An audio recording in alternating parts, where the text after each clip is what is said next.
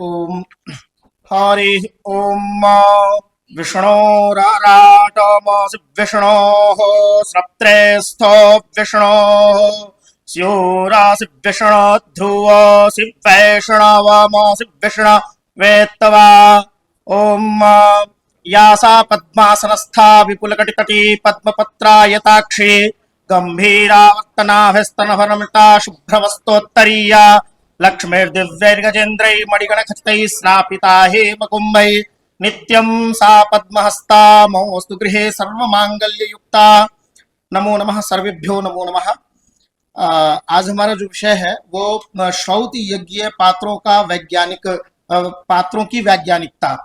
जो हमारे बहुत समय अत्यल्प है, काफी समय व्यतीत हो गया, तो हम शॉर्ट में ही अपने बातों को सार रूप में रखना चाहूंगा कि जो हमारे यज्ञ पात्र हैं, हमारा जो भी कर्म है, यह जन्म से लेकर के मृत्यु पर्यंत तक यह सभी वेदों द्वारा निहित है और सब वेदों द्वारा ही प्रतिपादित है और वेद निहित है।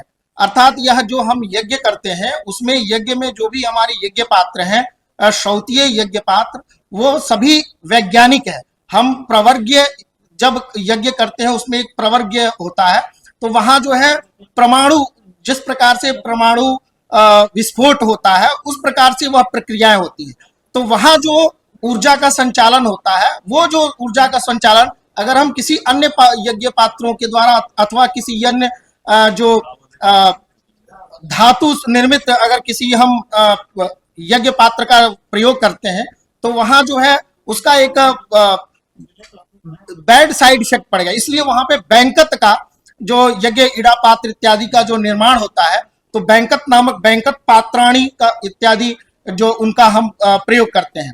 पलाश, पीपल, खैर, अग्नि, शमी इत्यादि जो काष्ठ पात्र हैं उनका हम निर्माण करके और उनके द्वारा जो है क्या है कि बैंकत यह उष्मा का कुचालक होता है।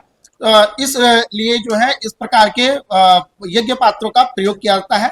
जब राज्याभिषेक इत्यादि जो कर्म होते हैं उसमें जो यज्ञ पात्र होते हैं और यज्ञ पात्रों में जो जल रखते हैं, तो 17 प्रकार की जो औषधियां होती हैं, उन औषधियों में जलों को रखा जाता है और उन जलों से राजा का अभिषेक किया जाता है। यह आयुष्यता को प्रदान करता है और विभिन्न प्रकार के रोगों के नाश के लिए, रोगों के शमन के लिए वह जो है उपकारक होता है। यही हमारा शोध पत्र का आशय था। इसके लिए धन्यवाद। नमस्कार।